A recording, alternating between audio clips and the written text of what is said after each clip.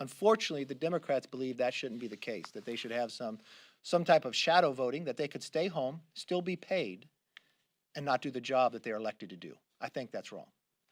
Yes, ma'am. Do you think that there should be federal funding withheld from schools that are unable to open at this time, or that remain committed to an online learning model through the fall?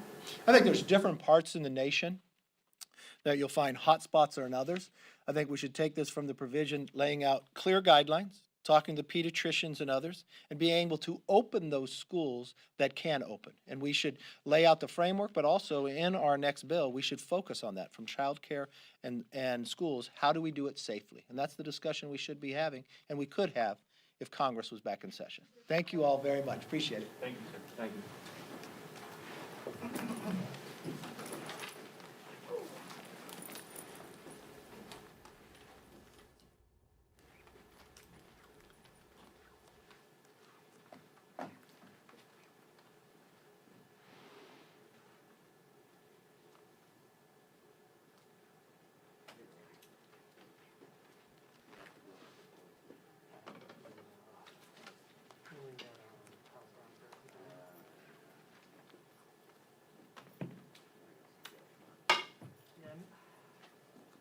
Probably should be that, but.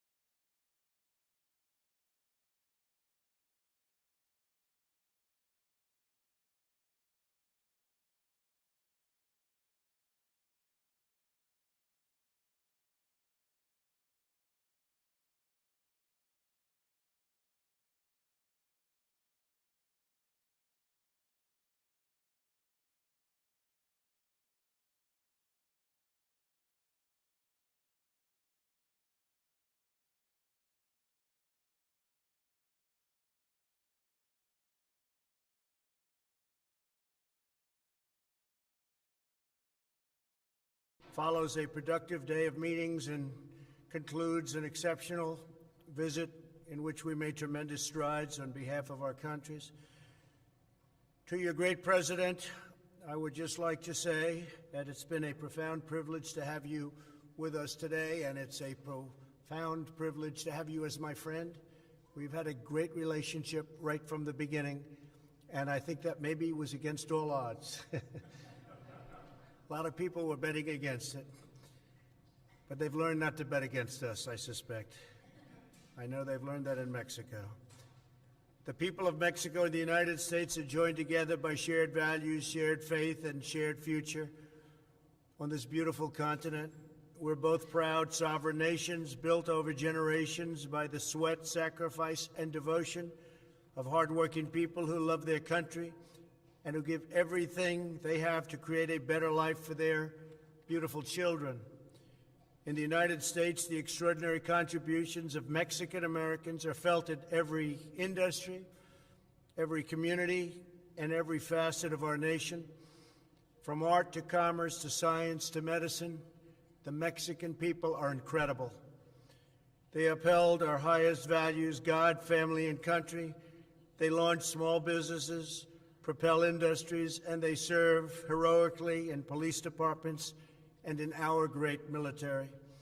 As we gather tonight, we reflect on all that our two people have accomplished together over the span of many generations, and we embrace the incredible opportunities that lay ahead.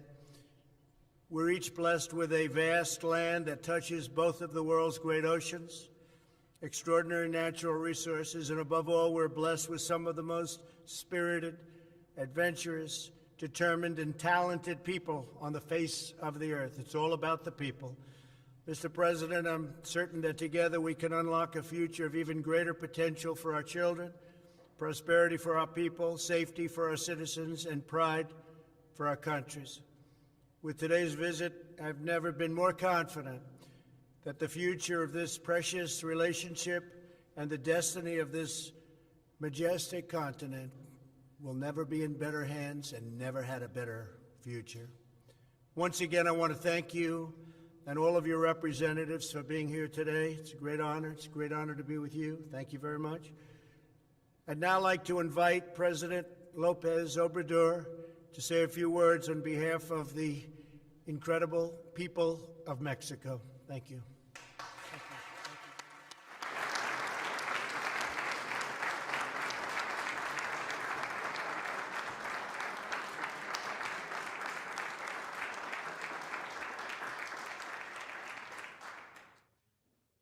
Amigas, amigos, Friends, ladies podría and gentlemen, ser breve. I am going to be Se dice que people say that bueno y breve, good and brief, doblemente bueno. twice as good. Podría solo decir I could only say que that suscribo I subscribe lo dicho, everything said, lo expuesto por el everything presidente Donald mentioned Trump. by President Donald Trump. Somos We are países, countries, somos pueblos, we are peoples, vecinos, neighbors, hermanos, brothers and y sisters. queremos mantener We want to buenas maintain relaciones good relationship. en lo económico, en lo comercial, The economic, en lo trade, social, commercial cultural. levels, socially and culturally as well. Y ese es el propósito And that's the purpose de esta of visita, this visit. que como lo dimos a conocer al As we've mediodía, already said es earlier today, el comienzo this is the de beginning una etapa nueva. of a new stage. Hemos firmado We have un signed nuevo tratado a new de libre agreement, comercio free trade agreement, entre yes, Canadá, Estados among Unidos, Canada, the United y States, México. and Mexico. y con este And nuevo with tratado this new agreement, se va a we are fortalecer going to strengthen la economía the economy de nuestra of región, our region, de América del Norte. North America. Ese es un That's propósito a purpose fundamental y which is es, fundamental. desde luego, a una muy fundamental buena purpose and, noticia of course, very good news para los habitantes for the de inhabitants los tres países. of all three countries. Este tratado This tiene agreement dos has elementos two nuevos new elements que ayudan that help a integrar más integrate la región y the a region potenciarla. and to Primero, potentiate. eh,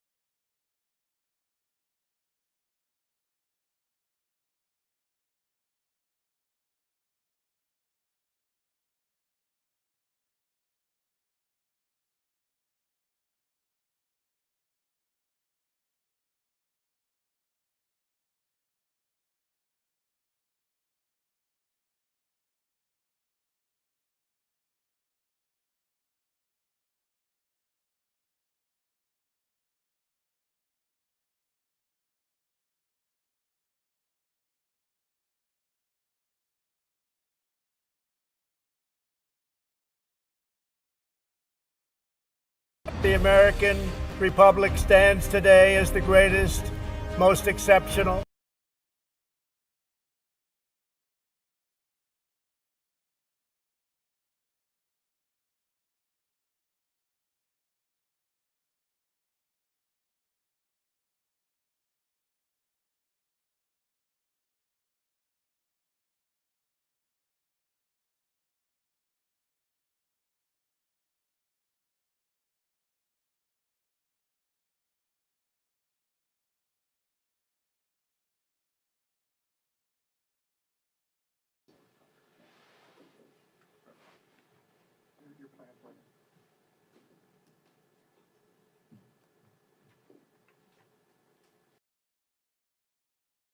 If you manage a team, you should be using Monday.com.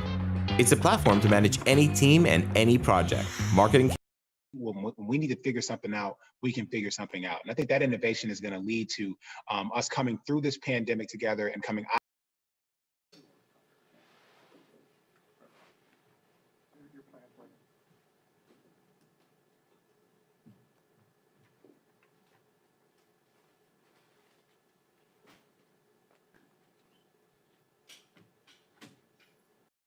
Lessons, and that's why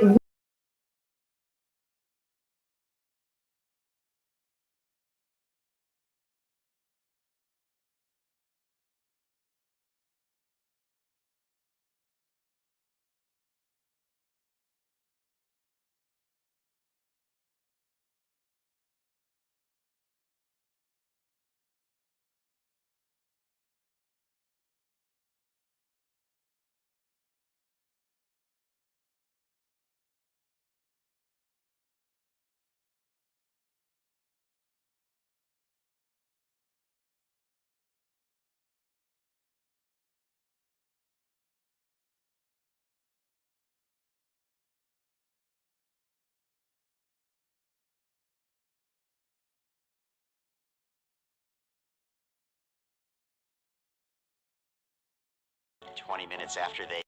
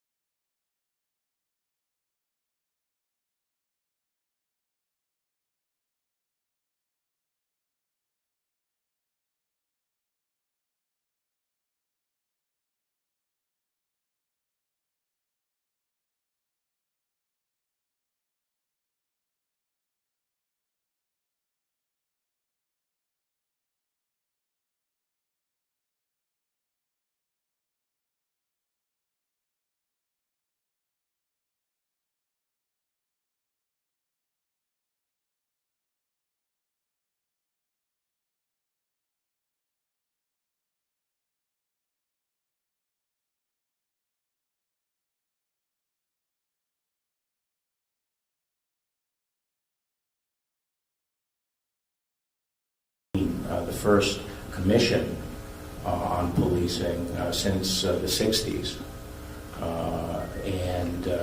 We stood up the commission. Many of you may be involved in some of its work, its working groups, but it's really focusing on the needs of law enforcement, because before the events in Minneapolis, we were very concerned about the need to continue to attract and retain the best possible people in law enforcement, to start paying attention to the wellness of law enforcement officers, because in a full employment economy, which we were experiencing at that time, which we will once again hopefully be experiencing, we have to compete for the talent, and we have to attract the best possible men and women into the police forces.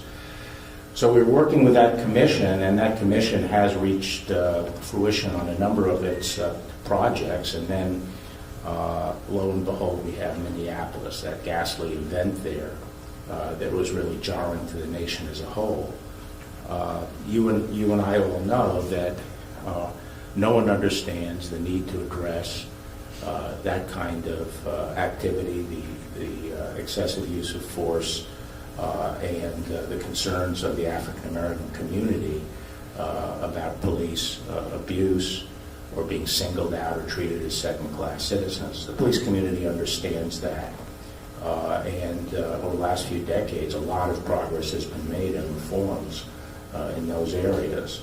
The reaction, of course, has been a strong push for more reform, some of it extremist, like defund the police, which of course is the exact opposite direction that we have to go. We have to support, provide more support, more training, and more resources to the police, not defunding the police. So the president put out an executive order recently which charges me with coming up with a process of certification that would be a precondition to getting federal grants. And we're working with the police commission that I discussed earlier and our U.S. attorneys, working with state and local law enforcement leaders to set up a system or piggyback onto a system that will allow us to insist on some basic criteria that we want law enforcement agencies to have in place before they're eligible for grants. There are a number of other aspects to that executive order, which I can discuss if you wish during the Q&A, but that's one line of effort. Then that event in Minneapolis, the killing of Mr. Floyd, led to legitimate demonstrations, which were then hijacked by a hardcore group of extreme violent instigators, and we've had rioting throughout the country. It has abated somewhat from its peak, but there's still outbreaks of it. We started addressing that through the joint terrorism task forces, which are in our districts, which are under the FBI, but obviously the U.S. attorneys are deeply involved, as are the state and local law enforcement agencies. And we're building up our intelligence on these instigators. We've already arrested over 150 people on federal charges, and we have over 500 investigations underway, going on across the nation, focus on these hardcore instigators that are involved in this rioting. But the tool we're using to address the rioting are these joint terrorism task forces, previously used really for self-radicalized jihadi, mainly focused on them, but now essentially focusing on groups like Antifa and Boogaloo Boys and others that are involved in this activity. The other strand we've had as fallout from Minneapolis, as you all know, is a sharp uptick in violent crime in many of our cities, especially murders and shootings.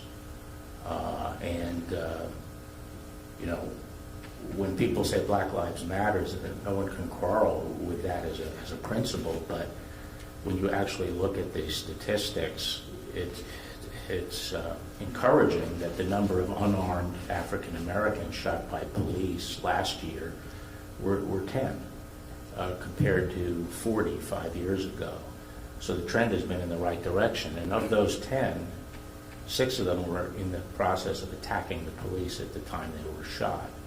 So while we don't want anyone to die as a result of excess force, that problem was being addressed. The trend was positive, and while there's still more work to do, that really doesn't describe the impact of crime on the African American community, because you compare that to 8,000 homicides a year in the African American community, and you look at the hundreds of people, hundreds and hundreds and hundreds of people that have been shot to death in our cities since Minneapolis. Well, their lives matter too. And so part of what this administration is trying to do is react and work with our state and local partners in some of the key cities. So yesterday we unveiled Operation Legend in Kansas City, which had a very sharp uptick in violent crime.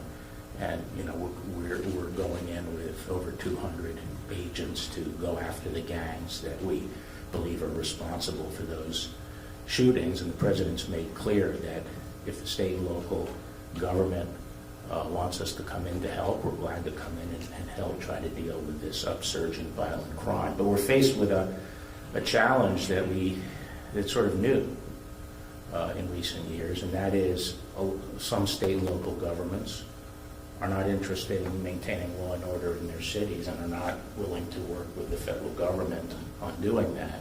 And that makes it hard for us as the national government to try to address the mob violence that's going on all around the country unless we have the support of state and local law enforcement. Where we do, we'll work with them on addressing it.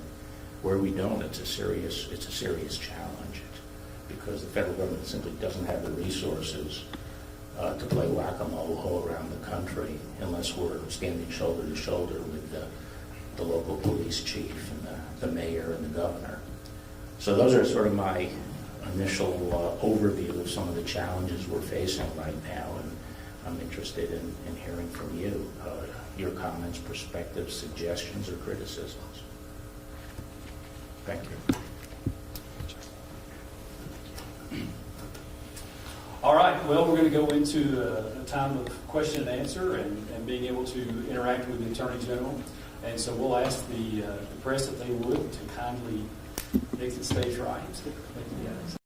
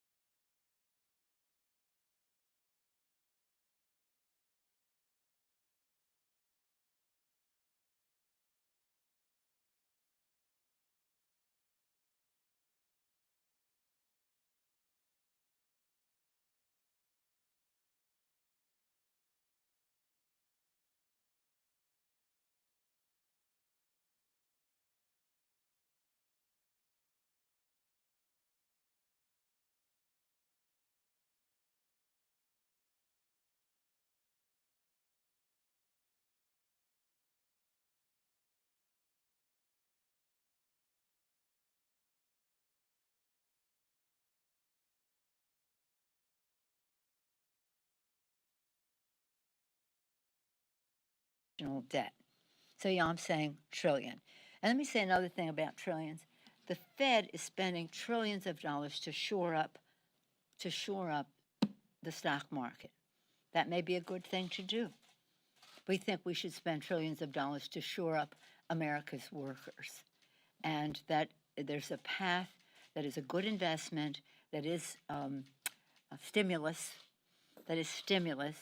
that keeps people from losing their jobs and helps people get jobs by being a stimulus in spending, having consumer confidence, spending, injecting demand into the economy, job creating.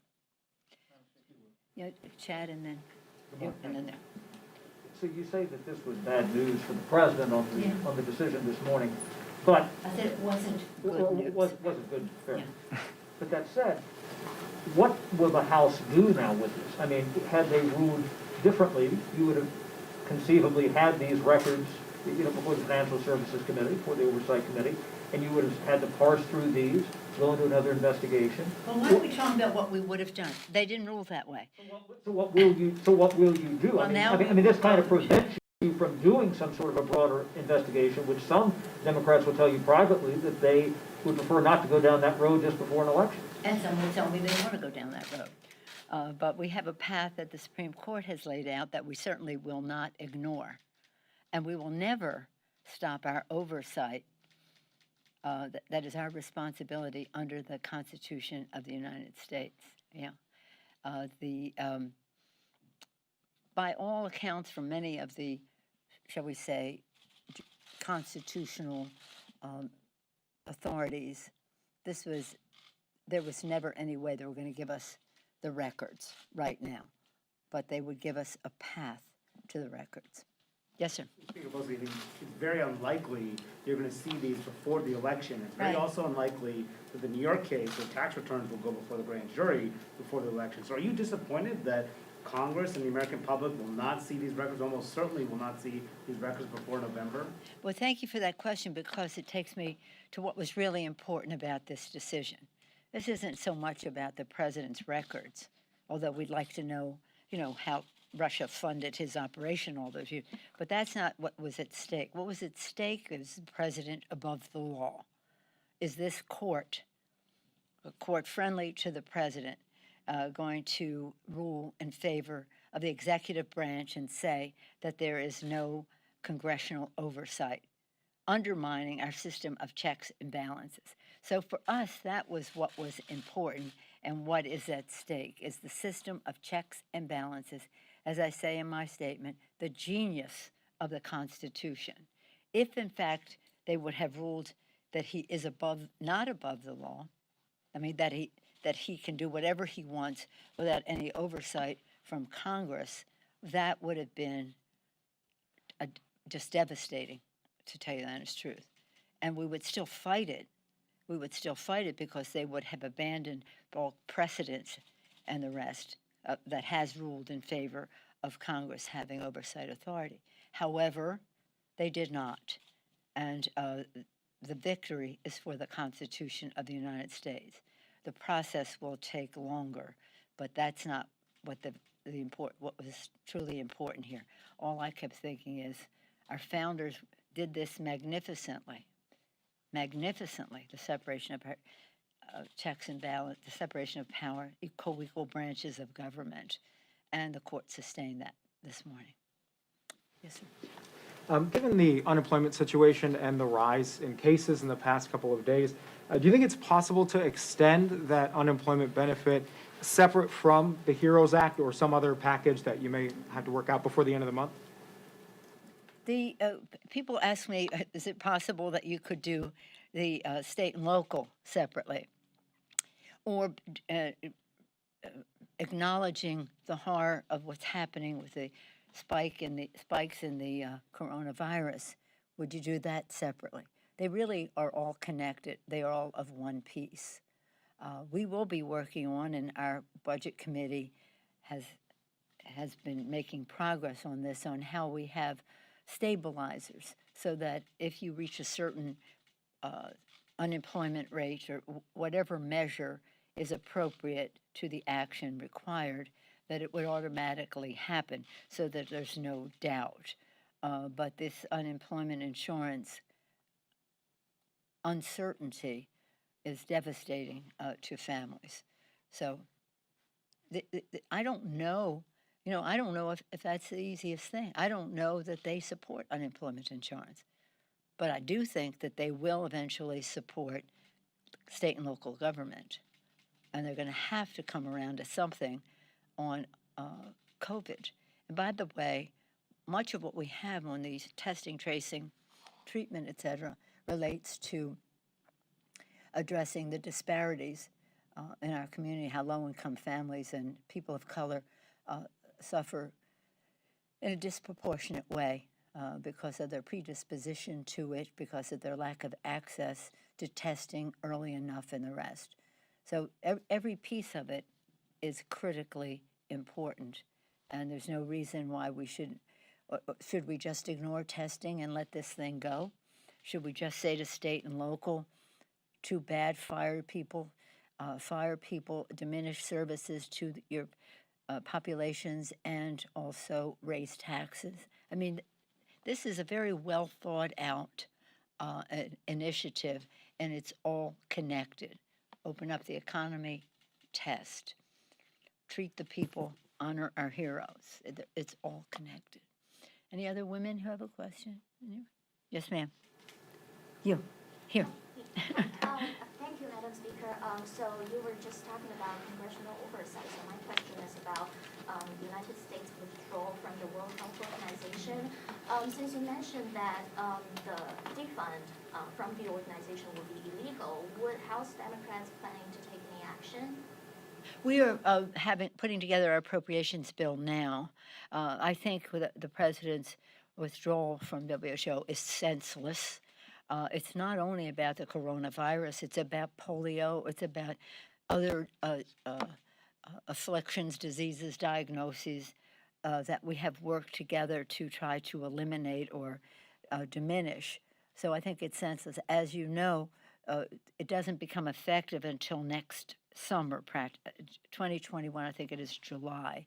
We'll be addressing it in our appropriations bill that is being written this week and next to counter that. Yes, sir. Speaker Pelosi, on Tuesday, the HHS appropriations markup, Congressman Cole criticized the fiscal spending year, or next spending bill, for forcing family planning guarantees to provide information on abortion to all pregnant women they serve, regardless of their religious belief. I just wanted to get your thoughts on that.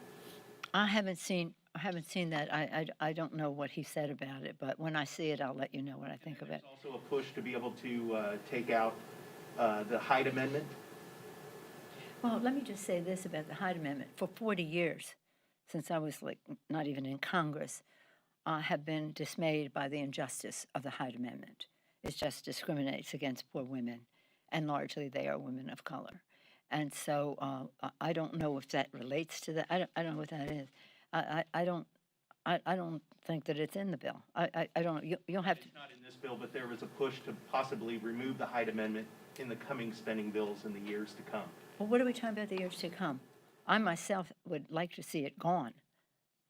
I think it's gravely unjust, but it's not in this bill, as I understand. So what was he complaining about? Something that wasn't in the bill? No, he was complaining about criticizing that that family planning guarantees to provide information on abortions to all pregnant women that they serve, regardless of their religious belief. I don't even know what you're talking about. I mean, I just don't. And I'm an appropriator, and I served on Labor HHS for many years.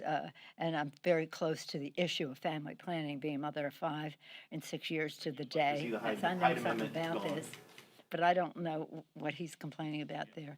Yes, ma'am. Madam Speaker, this question is close to home for you.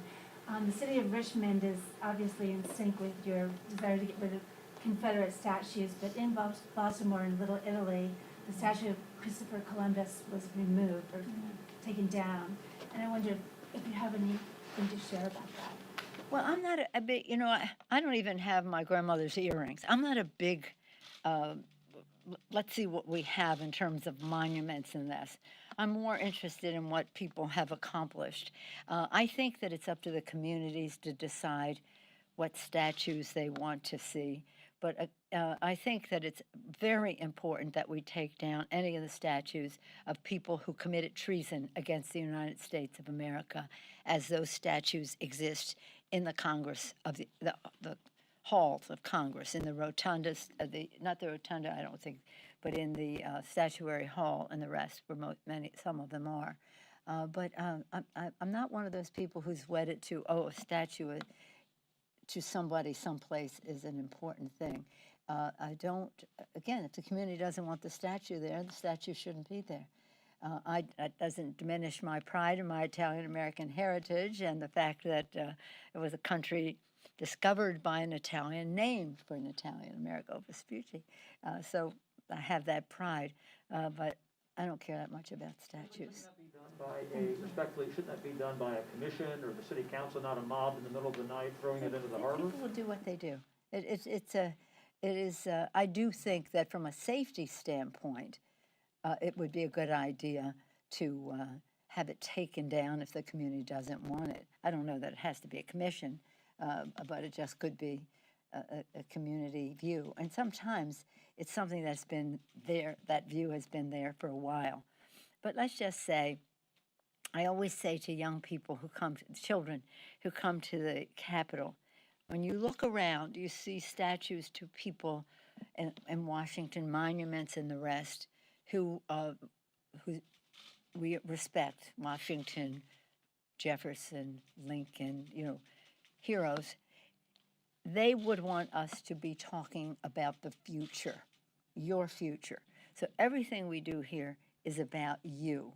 It's not necessarily, they would want it to be about looking forward, not looking back.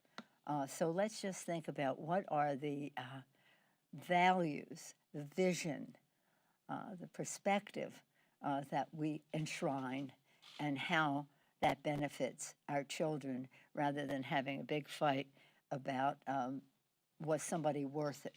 We know they're not worth it if they committed treason against the United States. Thank you all very much. Thank you.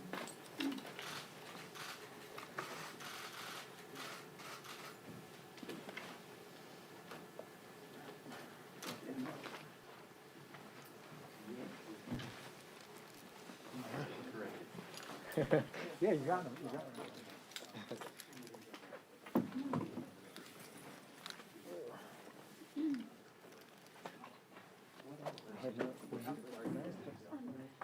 Yeah, you look behind my I literally looked, I heard the door open, and I literally looked, I'm like, the door open.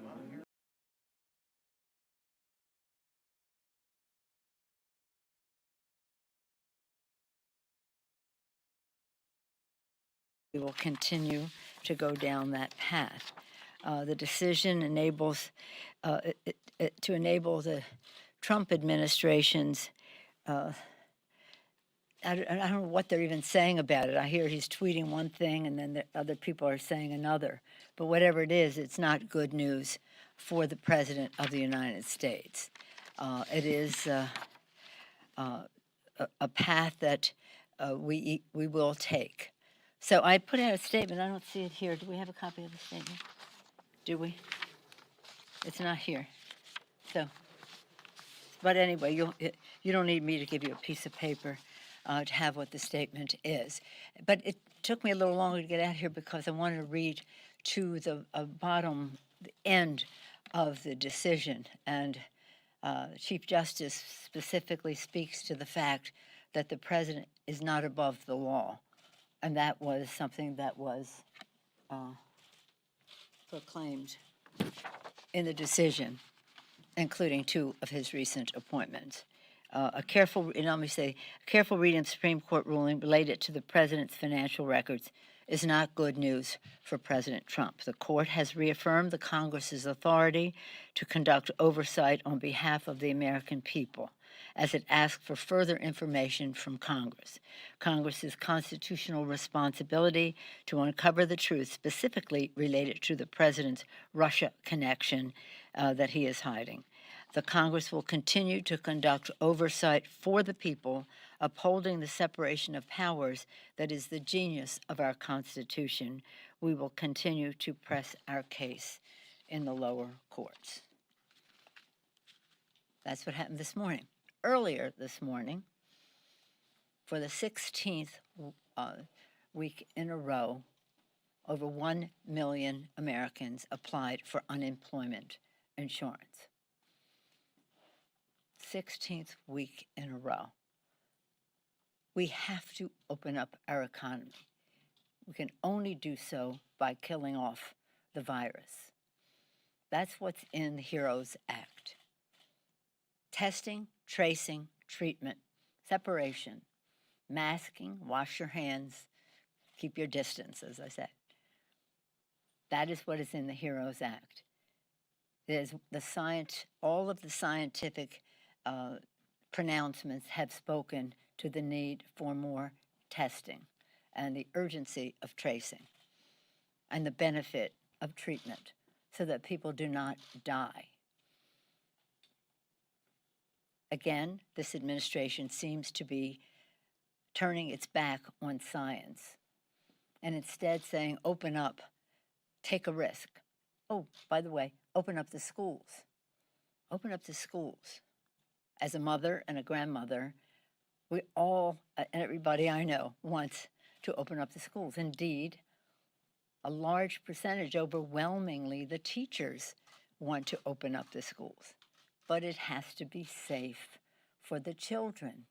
And to be safe for the children, we must attack this coronavirus. We must kill it off. We cannot ignore it, and we cannot call it a hoax, and we cannot misrepresent the facts as to what the status of it is. In order for the children to go back to school, our state and local governments have to function. That's what the HEROES Act is about. The first piece of it, honor our heroes. State and local government, hiring our first responders, our teachers, our healthcare workers who risk their lives to save other lives, and now they may lose their jobs. Over 1 million public employees have lost their jobs in the course of this coronavirus, and we can change that if we make the commitment in the HEROES Act to state and local government. And by the way, go there, speaker.gov/HEROES Act, and see how much money goes to your community, your state, your locality, your county, your municipality, and then recognize that it is only 1/2 of what the Republicans gave to the top 1% in their tax scam. And their tax scam cost twice as much as what we want to spend to open up government, to provide the services that people need, to open up our economy, and to open up our schools. Secretary of Education indicated that children should go to school, they have to take risks. Everybody takes risks. Take risks to ride a bicycle, to be an astronaut. There's risk. You have to take risk. No, we don't want our children to take risk to go to school. We're supposed to mitigate for any damage. We're supposed to keep them safe. So with stiff competition, that was one of the most ill-informed statements. Stiff competition, though, in this administration on this and other subjects. And the third part of it is we're never going to have our economy come back unless we recognize that we must put money in the pockets of the American people. And that's what we do with the third pillar of the HEROES Act. Unemployment insurance will expire in a few weeks, in July. Unemployment insurance will expire. The HEROES Act extends it. And again, the last checks go out about July 26th, something like that, but it's over by the end of the month. We must renew unemployment insurance. This morning, 16th straight week of 1 million people, over 1 million people applying for unemployment insurance. And we have to put the money in the pockets of people with our direct payments. Absolutely essential. If we do not, if we do not help our state and local governments honoring our heroes, if we do not kill off this virus, and if we do not put money in the pockets of the American people, our economy will only worsen. Don't take it from me. Take it from authorities on the subject who track this all the time.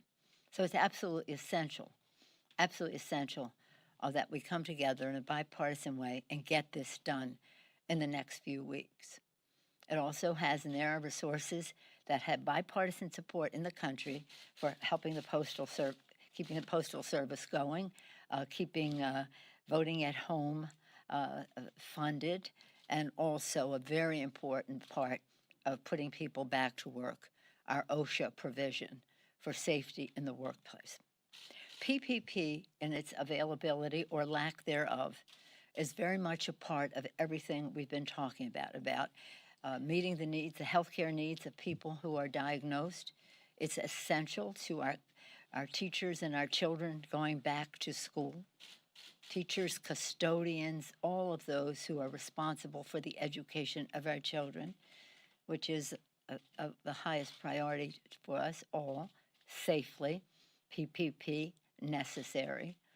And again, we have a shortage of that. So we have to have common sense weigh in on this, common sense to listen to the scientist, and not CDC regulations that are predicated on a tweet. What? We always want any guidance that we get to be updated by the scientific knowledge and the rest. But this